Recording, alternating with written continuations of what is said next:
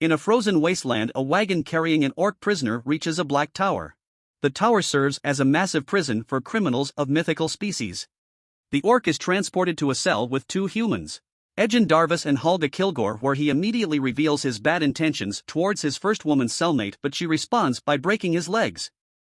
The next day, both are doing some prison labor in the cold. Edgin is singing optimistic about their imminent pardon hearing since their friend Jonathan will be part of the council deciding their fate.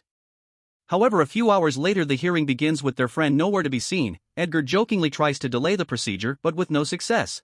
So reluctantly he begins to plead his case by recounting his past. He describes how he was once a devoted member of the Harper faction, a group of spies committed to fighting evil.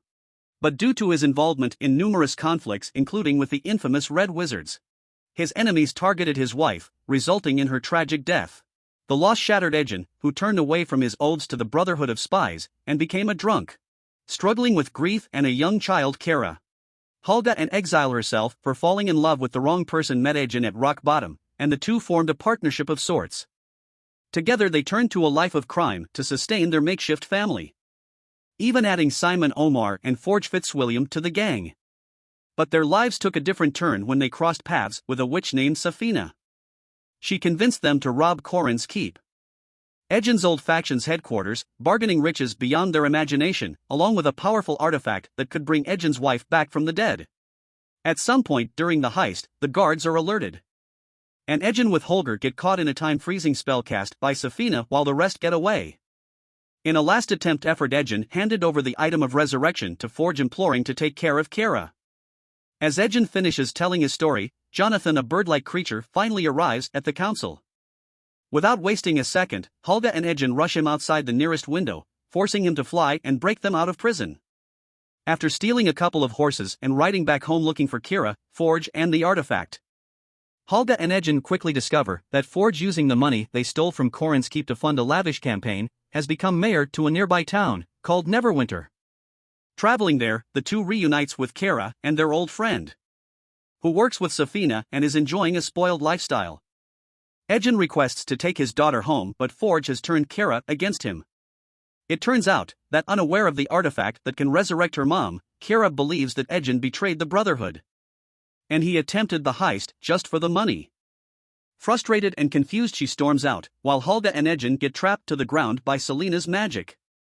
Following that, Forge reveals that he has been playing them from the start, and orders their execution before heading out in preparation of the Roman Games. In the nick of time, however, Holga manages to disarm the guards. Then two escape and decide to find their old mate Simon, with the aim of gathering a team and launching a raid on Forge's castle, skinning his vault, and rescuing Kara. The young wizard was quickly found by Edgin and Holga, who was performing tricks while robbing his unimpressed audience. Upon noticing Edgin and Holga, his concentration breaks, revealing the con. Using gravity magic, Simon escapes the mob and joins the old friends on their quest. While discussing the heavily guarded keep and the unknown magical protection surrounding the vault, Simon mentions knowing of a druid whose transformation abilities might prove useful for sneaking into the castle. Not long after, the team finds the druid Doric, smashing soldiers like ants, before transforming into her human form and rescuing a woman that was about to be executed. Olga, Simon, and Edgin eventually catch up and invite her to join them on their journey. Mistrust of both humans and the group's abilities, Doric has a personal vendetta against Forge due to her race being enslaved and imprisoned during his rule, so she agrees to share her talents. Safina reports to a shadowy presence in the corner of her quarters, revealing that she is part of the Red Wizard's evil faction and on behalf of her master is manipulating Forge for a greater scheme. Their conversation is interrupted as Forge himself enters the room. Oblivious to the ominous presence, he invites her to join him as he tours gambling lords to the castle. Having reached the vault, Safina mentions the name of its protective spell in an effort to impress the wealthy visitors. Suddenly, Safina alerts everyone's attention to a fly in the surrounding area, which she attacks. The fly, who is Droik, transforms into a rat, a hawk, and then a deer. She barely escaped the compound and report back to the team. Simon believes that the protective spell is almost unbreakable.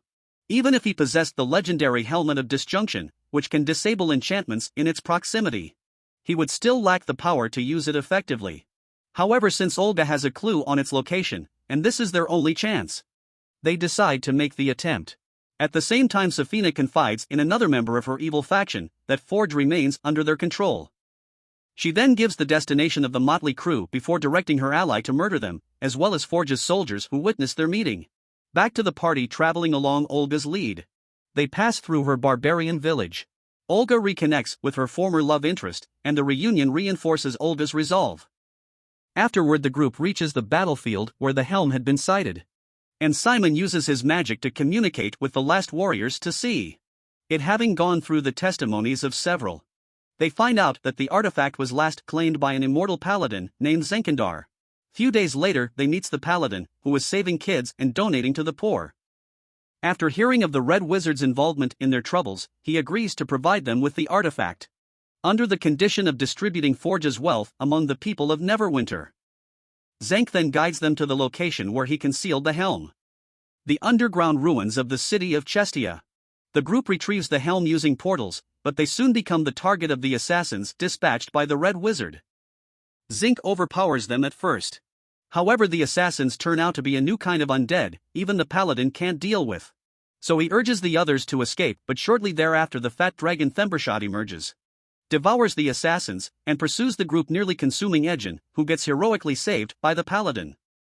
The team eventually gets cornered in a flooding cavern, with the head of the dragon blocking the only exit. Edgin devises a plan that combines the dragon's breath in Simon's magic to create an explosion in the cave, which enables them to escape and reach the surface. The paladin bids farewell to them, and Simon starts trying to utilize the helmet. Suddenly he gets transported to another dimension, where he is confronted by a distant ancestor. Despite multiple attempts over the course of several hours, the spirit disapproves of Simon's character, thereby rejecting him as a user. In the face of this failure, the team almost breaks up. But Edgin manages to win them back over by being honest and tactful, noting his commitment to the mission, and confessing that his greed is what actually caused his wife's death. Shortly after, they devise a new plan that involves utilizing the Staff of Teleportation.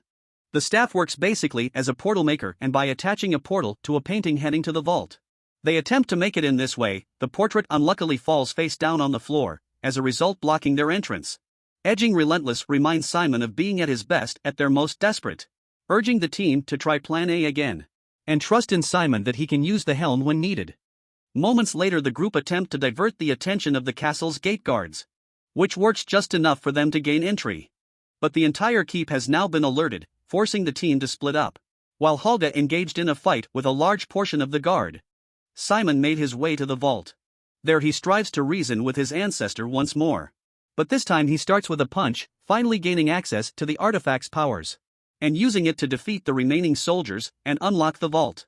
As Holga and Simon make their way into the vault, which is surprisingly empty, black tentacles suddenly emerge from the ground, trapping them. Meanwhile, Droik follows a couple of soldiers suspiciously carrying treasures aboard a ship and got captured. Edgin, who has been searching for his daughter, is also tricked by Safina, who is posing as Kira, and he got captured as well. The team then finds itself in the brutal games Forge has been planning, which are basically Colosseum fights.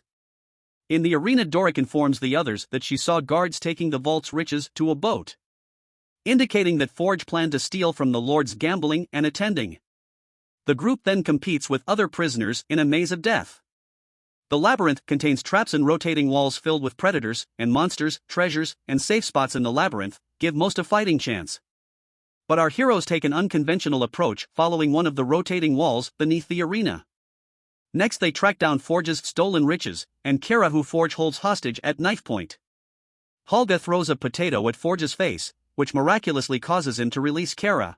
Edgin is finally able to reunite with his daughter, and Simon uses his gravity magic to create a huge wave that floods the whole port. Red Wizard's master plan is finally unveiled as powerful spell with a vast radius that would transform everyone within the Colosseum into obedient puppets. Despite being on a path to escape, our heroes become aware of the imminent danger, deciding to turn the ship around and return to Neverwinter to stop Safina. And while she succeeds in capturing the richest members of the audience, portal to all of Forge's wealth aboard a balloon in close proximity to the Colosseum serves as a magnet, drawing the entire crowd out of the arena, thereby also leading them out of the spell's range.